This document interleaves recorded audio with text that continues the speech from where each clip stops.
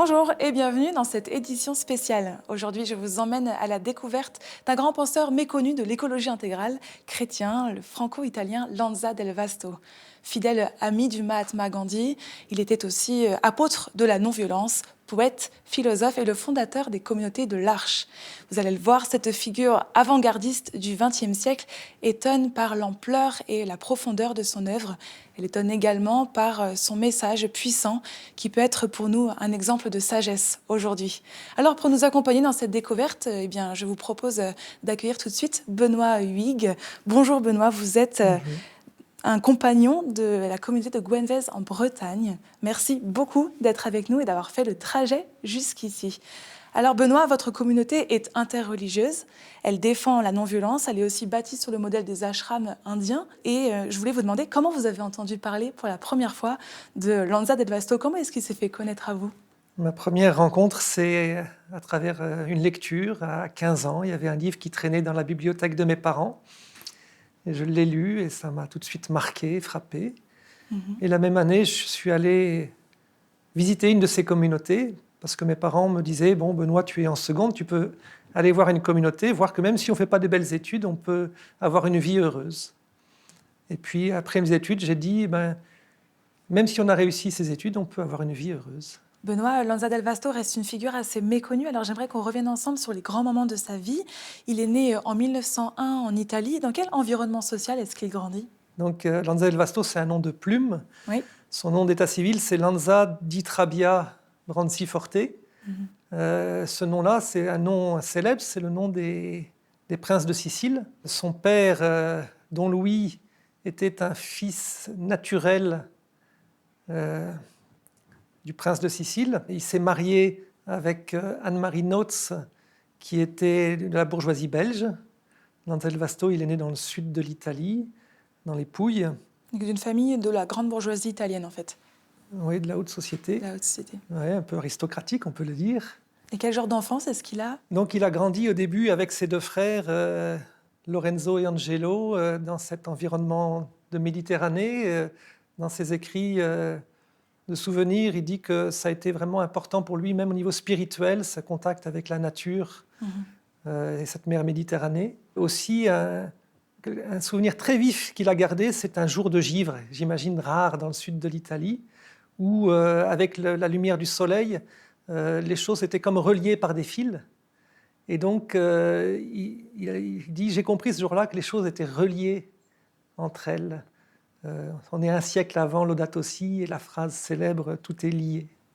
Eh bien, ensuite, donc, il a une enfance plutôt paisible, on l'entend dans ce que vous dites. Ouais. Il y a un événement qui va bouleverser sa famille, c'est que leur père va abandonner son frère et lui et leur maman. Ils vont déménager, venir en région parisienne en 1913, il me semble. Donc, quel est le parcours scolaire universitaire de Lanza à ce moment-là? Voilà, donc Lanza del Vasto va rentrer au lycée Condorcet. Il va d'abord passer ses années de collège dans lesquelles il se découvre un goût pour la poésie. Puis le lycée, et là il va s'orienter vers la philosophie, notamment il fait ses délices de la lecture de Spinoza. Et à cette occasion, il devient athée, et il abandonne la foi reçue dans sa famille. Par la suite, il va en Italie, après le bac, pour continuer ses études de philosophie à Florence, à Pise, et il va jusqu'à la thèse. Il écrit une thèse de philosophie qui s'intitule « Approche de la Trinité spirituelle », qui porte sur la conciliation des opposés. Et peut-être je peux mentionner la phrase centrale de sa thèse. « Si tout est relatif, l'absolu par soi-même se pose, c'est la relation. » Donc si tout est relatif, l'absolu c'est la relation. Ça fait encore écho au « tout est lié » de Laudato Si. Oui, c'est étonnant même. Il y avait déjà les prémices de sa pensée qu'il développera plus tard. Il était donc athée, très anticlérical, et pourtant il s'est converti au christianisme. Alors dans quel contexte se passe cette conversion? Voilà, donc on est donc en Italie et il a des condisciples à l'université qui sont catholiques, et notamment un ami à lui qui s'appelle Antonin, qui lui dit « Lanza del Vasto, tu devrais lire Thomas d'Aquin, parce que les phrases que tu écris dans ta thèse m'évoquent des choses de Thomas d'Aquin. » Et Lanza de lui répondre « Mais non, parce que Thomas d'Aquin, c'est un catholique, moi je suis athée, je ne vais pas commencer à lire Thomas d'Aquin. Et son ami lui rétorque, bah, lis-le quand même, parce que Thomas d'Aquin, il se trouve que c'est quelqu'un de ta famille, parce que la mère de Thomas d'Aquin s'appelle Bianca Lanza, et donc par sens de la famille, Au moins par cela, lis-le. Ouais. lis-le. Et donc Lanza se met à lire Thomas d'Aquin, et il tombe sur une phrase qui pour lui est vraiment un renversement. Il lit Dieu est relation, mais non relation relative, puisqu'immuable. Donc, si je reviens à sa phrase de la thèse, c'est l'absolu, c'est la relation. Et finalement, dans Thomas d'Aquin, il lit Dieu et relation absolue. Et voilà, c'est le début de son cheminement dans la foi chrétienne. Et après sa conversion, donc dans la période qui suit, entre les années 1928 et 1948, Lanza del Vasto vit un moment foisonnant de sa vie. En fait, il fait des rencontres assez extraordinaires quand il structure sa pensée politique et spirituelle, des voyages, des pèlerinages. Il fait des rencontres avec des personnalités majeures de l'époque comme Simone Weil, Albert Camus ou encore Georges Brassens. Et puis, il vit une rencontre décisive. Lanza a 34 ans et il part en Inde, Benoît. Alors, Lanza del Vasto, chrétien, a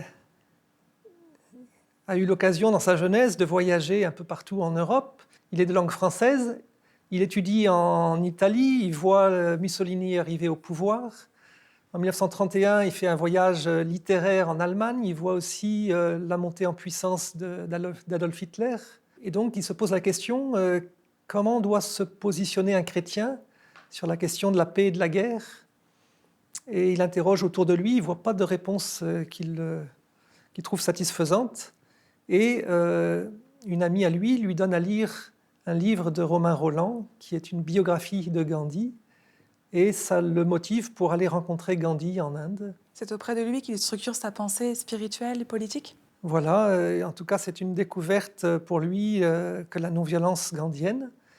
Et dans un premier temps, il imagine rester avec Gandhi à ses côtés, jusqu'à un appel qu'il reçoit en juin 1937, à rentrer et fonder des communautés non violentes en Europe.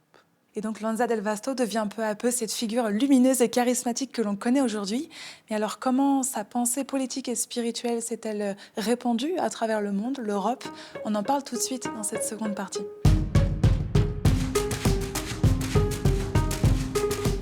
Benoît, j'aimerais qu'on parle maintenant avec vous de la relation de Lanza del Vasto à l'écologie intégrale. Alors, curieusement, il n'est pas cité par le pape François dans l'encyclique Laudato Si, alors que pourtant sa pensée semble vraiment très proche de celle de l'encyclique. Alors, d'où lui vient cette intuition pour l'écologie intégrale ? Eh bien, de sa conversion au christianisme pour Frédéric Rognon, qui est professeur de philosophie à la faculté de Strasbourg. Écoutez. Il était, quand il était jeune adulte, en recherche de la vérité, en recherche de la justice et de la paix. Et il a découvert que le Dieu des chrétiens, le Dieu de Jésus-Christ, était un Dieu de relation et que c'était la relation qui définissait Dieu. C'était pas une abstraction, c'était pas voilà un concept. Et c'est cela qui l'a amené à comprendre la globalité de la vie comme étant relation entre les êtres humains avec Dieu, mais aussi les êtres humains avec les autres espèces, avec l'ensemble de l'écosystème. Et donc cette vision globale l'a conduit à associer à la fois le respect de la création, la recherche de la justice et la recherche de la paix. Et donc il est connu surtout pour un des propagateurs de la non-violence à partir du message de Gandhi, donc la recherche de la paix par des moyens non violents, mais aussi la recherche de la justice par les formes de communauté qu'il a mis en place dans lesquelles personne n'exploite personne et où chacun vit simplement. Il n'y a pas de riches ni de miséreux, mais chacun vit simplement. Et puis le respect de la création, le respect de l'environnement, parce qu'on ne fait pas non plus violence à la terre. On vit en bonne harmonie avec les saisons, avec les récoltes, avec le travail que l'on peut faire avec la terre. Et donc, cette vision globale, alors on ne l'appelait pas encore écologie intégrale, mais il est vraiment un des précurseurs de cette vision globalisante qui essaye de lier les problèmes les uns aux autres. Benoît, est-ce que vous êtes d'accord avec le fait de considérer Lanza del Vasto comme un précurseur de l'écologie intégrale ? Est-ce que d'ailleurs lui-même se disait écolo ? Il ne se disait pas écolo parce que le mot écologiste, comme militant de l'environnement, de la cause environnementale, ça a émergé dans les années 80 seulement. Au moment de sa mort. Ouais. Donc. Mais on peut effectivement voir en lui un précurseur de l'écologie intégrale. C'est un thème qui traverse toute son œuvre. On ne peut pas tout citer, mais je peux citer au moins 2 livres. Une pièce de théâtre qui s'appelle Noé, dans laquelle il y a beaucoup de questions de type écologique qui émergent. Et un autre livre qui s'appelle La montée des âmes vivantes, qui est un commentaire de la Genèse et qui se conclut par un récit de la décréation du monde par l'homme en 7 jours. À la fin, l'homme défie le ciel et la terre.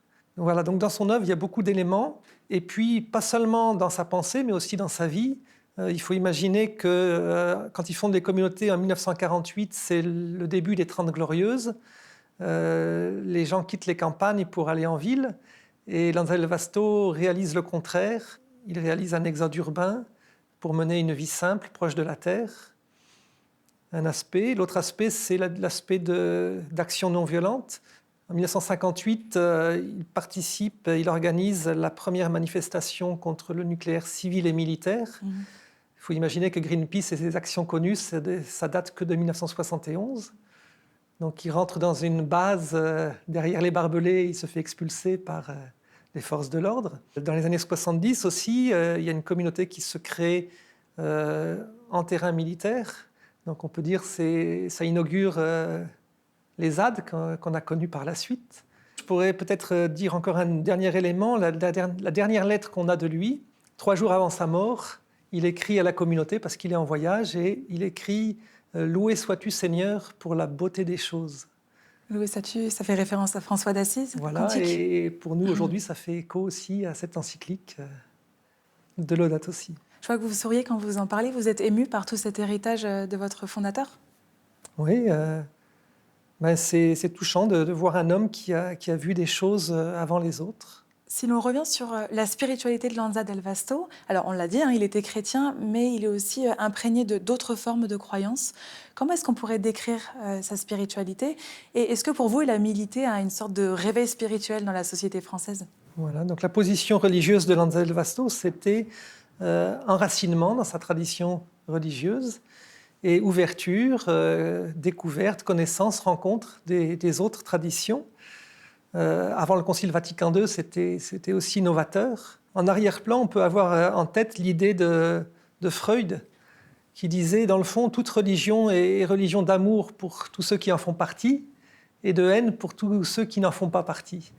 Et dans une de ses prières, Lanza del Vasto écrit « Donne-nous, Seigneur, de t'aimer assez pour aimer ceux qui te prient et te pensent autrement. » Voilà, donc dans nos communautés, on essaye d'avoir cette dimension d'enracinement dans une tradition et d'ouverture, de rencontre des autres. Concernant le réveil spirituel, effectivement, toutes les questions qu'il a essayé d'affronter, les questions de la paix et de la guerre, les questions de l'environnement, pour lui, elles étaient un symptôme d'une problématique plus profonde qui était le déficit spirituel des hommes. Et donc, il avait donné comme saint patron à nos communautés la figure de Jean-Baptiste, celui qui appelle à la conversion.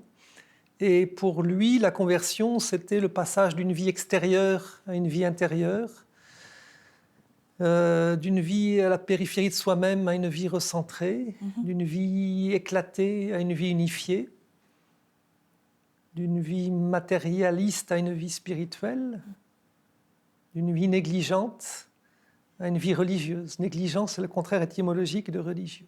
Alors, un autre point central de la pensée de Lanza del Vasto, c'est bien sûr sa critique de la modernité. En 1959, il publie un livre, Les 4 fléaux, dans lequel il observe 4 phénomènes qu'il critique dans la société française. Il parle de la misère, de la servitude, de la guerre ou encore de la sédition.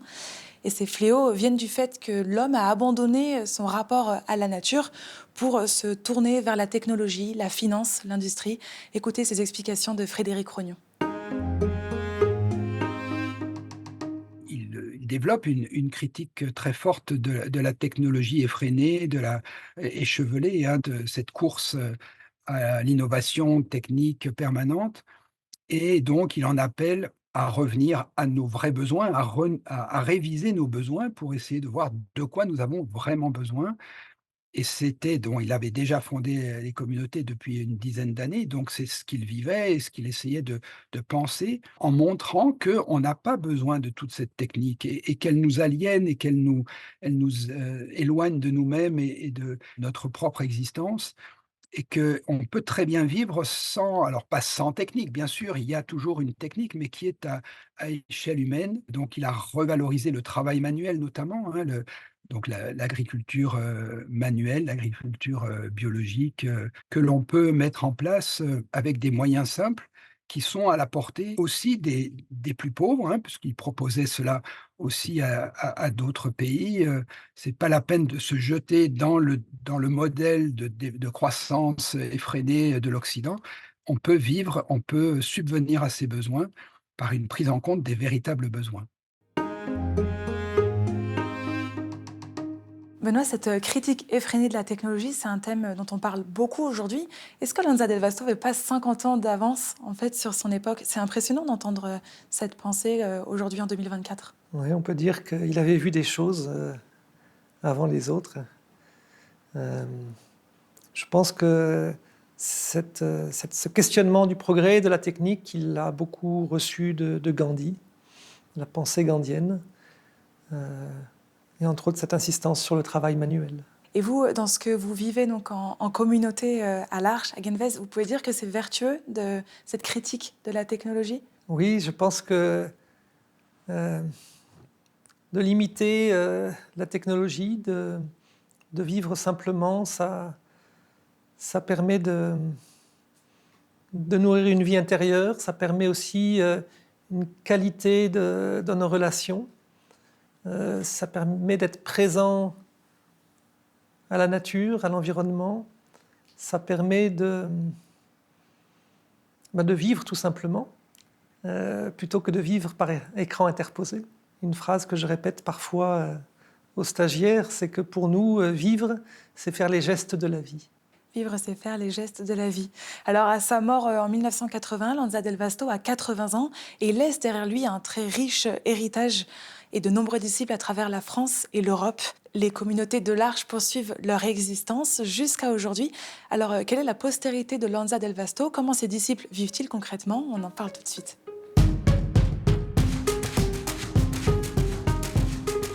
Benoît, j'aimerais qu'on revienne ensemble maintenant sur votre quotidien dans les communautés de l'Arche à Genvez, en Bretagne. Vous êtes père de famille, vous avez 3 enfants. Votre épouse Elisabeth est restée à Genvez pendant que vous êtes avec nous. Vos enfants ont même grandi dans la communauté. Alors, quelles sont les spécificités de l'Arche en Bretagne? Notre communauté, elle a essayé de revenir au texte source de Lanza del Vasto. Et ça, c'est une première chose. Une deuxième chose, c'est qu'on a essayé de retrouver un équilibre entre l'enracinement et l'ouverture. Lanza del Vasto était un prophète d'ouverture dans les années 40-50, qui s'adressait à des gens enracinés. Et puis, on est dans une société aujourd'hui beaucoup plus ouverte, et on a voulu remettre l'accent sur l'enracinement pour rester en équilibre entre enracinement et ouverture sur le plan religieux. Alors concrètement, comment se passent vos journées? Alors nos journées, elles sont bien rythmées, mais elles sont adaptées après aux étapes de vie de chacun. Si on a des petits-enfants, on n'a pas le même rythme quand on n'a plus d'enfants à la maison, mais on a un rythme quotidien proposé. Donc les journées démarrent à 7 heures pour un temps d'exercice corporel. 7h30, on a une demi-heure de méditation, suivie d'un temps de prière. Ensuite, on a le travail jusqu'à midi. De midi à 1h, il y a une séance de rattrapage possible d'exercice méditation. À 1h, on prend le repas ensemble. À 14h30, on reprend le travail. Milieu d'après-midi, on a une petite prière sur le lieu du travail. Oui. À 18h, la fin du travail, une prière de l'Arche, qui est une prière d'ouverture. Donc tous les jours, on va lire un texte en lien avec une tradition religieuse différente pour aller à la rencontre. C'est fascinant, oui. Puis un temps de silence et un office du soir chrétien. Le repas du soir est pris en famille. Et puis, je n'ai pas mentionné, mais c'est aussi important, on a la cloche qui sonne le rappel à toutes les heures de la journée.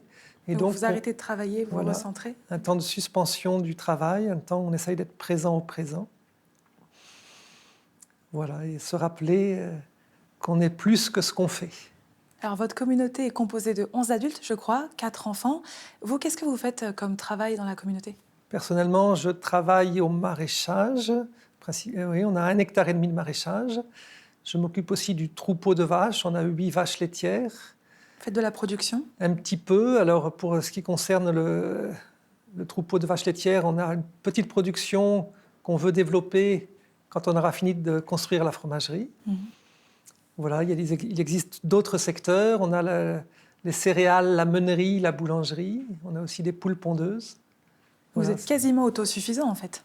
On répond en bonne partie à nos besoins. Et aussi sur le plan artisanal, on essaye de faire face à la construction de nos maisons. Il y a des ateliers d'artisanat comme la couture, le tissage, essayer de faire nos vêtements. Voilà, c'est effectivement essayer de répondre le plus localement possible à nos besoins. Et qu'est-ce qui vous touche ou vous plaît le plus, vous personnellement, dans cette vie communautaire que vous avez choisie? Au départ, si j'ai choisi cette vie, c'est pour la vie spirituelle, la vie de prière. Et le travail, j'ai pris le train en marche. Ça faisait partie du projet et j'ai appris à l'aimer, à beaucoup y trouver de sens et du goût. Mais au départ, c'est la vie de prière qui m'a stimulé dans l'Arche. Et la beauté des chants de la prière.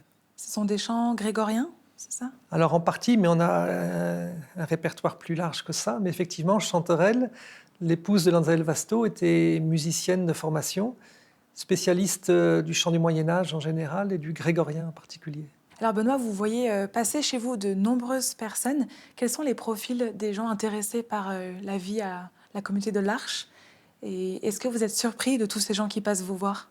Le profil, on ne peut pas dire qu'il y en a un en particulier. On accueille des gens très différents, de tous les âges, de toutes les formations. Vous avez un exemple? Donc là, on a chez nous une famille ménonite qui vient des USA pour 3 mois. On accueille, qu'est-ce que je peux donner d'autre comme exemple? Des jeunes retraités, par exemple, un retraité qui est agriculteur et qui a voulu voir une communauté. Les portes d'entrée sont diverses. Certains viennent chez nous pour la vie communautaire, d'autres pour la vie rurale, d'autres pour la vie artisanale, d'autres pour l'action non violente, d'autres pour les questions écologiques. Donc ça fait un public très diversifié. Est-ce que vous pourriez nous partager les défis majeurs que vous rencontrez aujourd'hui comme communauté de Lanza del Vasto? Donc ça fait 14 ans qu'on est dans cette ferme. Et quand on est arrivé, il n'y avait aucun bâtiment en état. Et donc un premier défi pour nous, c'est un défi matériel, de continuer tout le travail de construction. Mais ce n'est pas encore l'essentiel. L'enjeu pour nous, c'est pour ceux qui se posent la question de notre vie, d'arriver à leur faire toucher du doigt que ce qu'on vit, ce n'est pas simplement un mode de vie, qu'il y a une vocation, un appel qui sous-tend cette vie, et que probablement, sans avoir ressenti cet appel, ça sera difficile de passer les épreuves, les difficultés qu'on rencontre dans toute vie. Alors, une question aussi que je voulais vous poser, c'est que la pensée de Lanza del Vasto est peu à peu tombée dans l'oubli après sa mort, si on peut le dire ainsi. Comment vous expliquez ça? Comment vous expliquez qu'une figure aussi extraordinaire soit presque complètement oubliée aujourd'hui? Vous savez, il existe ce qu'on appelle le purgatoire des écrivains. À leur mort, beaucoup d'écrivains sont oubliés parce qu'ils ne font plus l'actualité et puis ils peuvent être redécouverts plus tard. L'œuvre de Lanza del Vasto, elle est difficilement classable. Complètement iconoclaste, en fait. Oui, c'est ça. Et donc, comme on ne peut pas le mettre dans une case, c'est difficile de lui faire une place. Puis je crois aussi que nos sociétés n'ont pas, dans les années 80-90, n'ont pas voulu accepter l'interpellation et ont voulu continuer la marche en avant de la consommation. Et peut-être c'est seulement aujourd'hui qu'on est prêt à recevoir son message. Benoît, on arrive au terme de notre émission. Quel message est-ce que vous voudriez faire passer au monde, aux gens qui nous regardent, avec votre engagement dans les communautés de Lanza del Vasto? J'ai envie de terminer avec une phrase que Lanza del Vasto disait parfois à la fin de ses conférences, quand il faisait des tournées en ville. Il interpellait les gens, il leur disait Tu rêves d'une vie fraternelle, d'une vie, alors on peut dire aujourd'hui d'une vie plus écologique. Qu'est-ce qui t'en empêche? Fais-le. N'attends pas 1000 ans. Eh bien, un immense merci, Benoît, de vous être libéré pour être présent avec nous dans cet épisode. Merci pour votre disponibilité et vos paroles lumineuses comme votre fondateur. Merci à vous de nous avoir suivis derrière vos écrans. Et moi, je vous dis à très bientôt pour un nouvel épisode de Génération Laudato Si'.